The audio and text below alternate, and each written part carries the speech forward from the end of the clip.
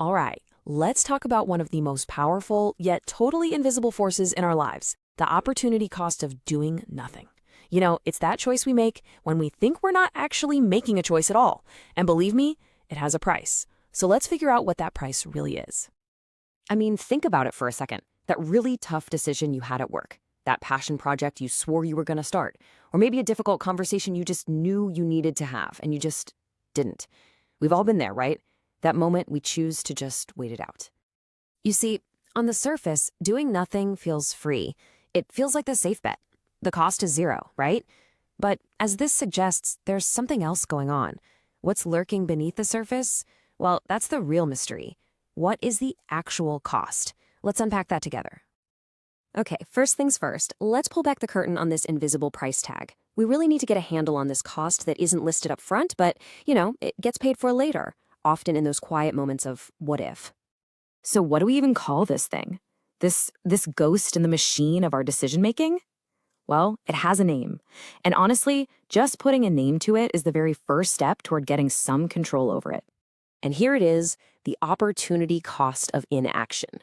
Now, just think about this definition for a minute. It completely flips the script. The cost isn't what you might lose if you take a risk. No, it's what you are guaranteed to lose by not taking one. It's the price you pay in what could have been. And listen, this isn't just some fuzzy, feel-good concept. It's actually rooted in some serious fields. Economics 101 tells us every single choice has a trade-off. Psychology shows us that procrastination is driven by our emotions.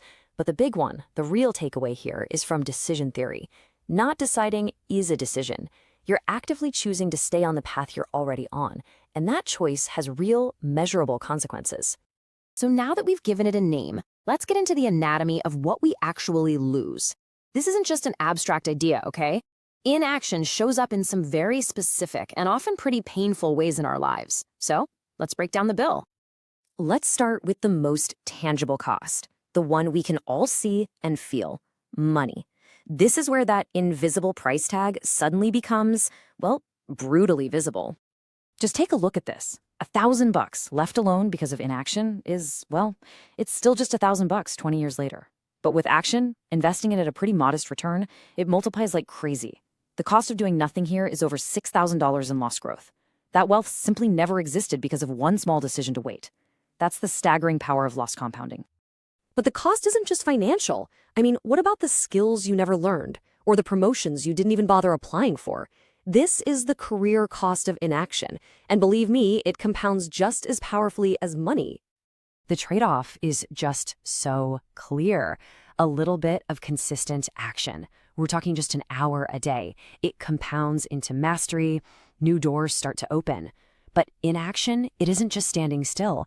It's actually actively falling behind as the world and, your peers move forward without you. The real opportunity cost here isn't just a missed promotion. It's your own relevance. And then there's the social cost. This one can be a little harder to quantify, but it is just as real. Think about all the people we never met, the mentors we never reached out to, the friendships that never even had a chance to form. Every single time we hesitate to send that email or introduce ourselves, a whole potential connection just vanishes into thin air. Inaction literally shrinks our luck surface area, basically the amount of opportunity we're exposed to. The cost is losing out on all the chances, ideas, and support that only come from other people. And then, maybe the most painful of them all is the internal price we pay, the psychological cost of just standing still. Look, action involves the risk of failure. Absolutely. But failure is data. You learn from it, you adopt. Inaction, on the other hand, offers something far, far worse. That slow, corrosive feeling of regret, that constant what if that just eats at you. Psychologists call this the regret of omission. And you know what? Studies show it often hurts way more in the long run than the regret of trying and failing.